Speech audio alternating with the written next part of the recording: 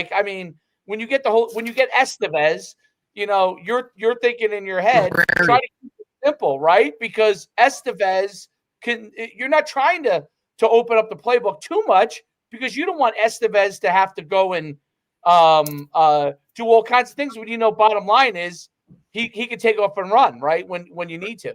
Well, I think this, all right, a few things.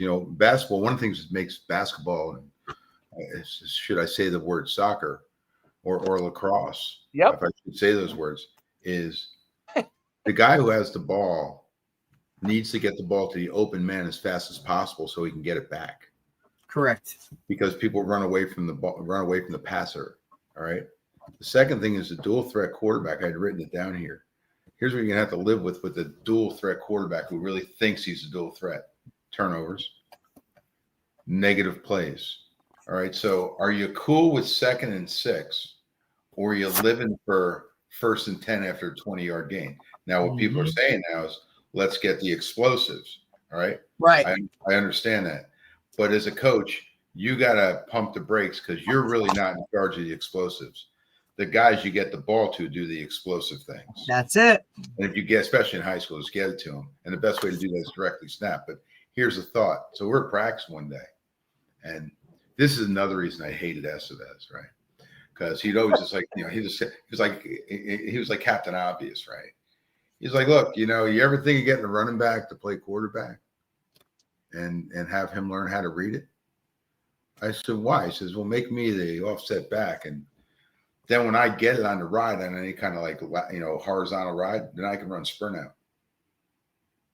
You're seeing that a little bit now, by the way. We were showing it. So of course, and that's a directional snap with Coach Liberato too. But we did it one day in practice, and of course, he threw like a 60-yard dime on a run, right?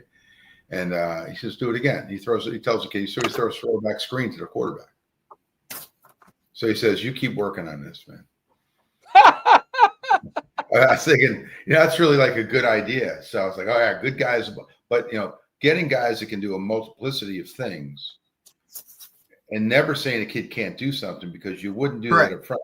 You wouldn't accept that a kid up front couldn't trap. You wouldn't accept that a kid up front couldn't run power.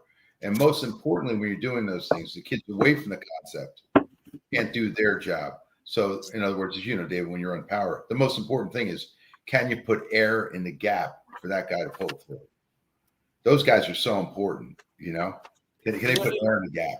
It's another interesting thing too. Like, and it's crazy that I bring in some of the youth stuff, but we use 3 quarterbacks because we have 3 kids that can play quarterback. One of them's our running back.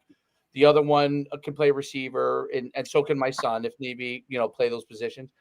But we use 3 quarterbacks. Everyone, if you watch any youth football game and you ask any youth football coach, basically, it's usually obviously a dad, and you ask them how many guys are going to play quarterback for their team.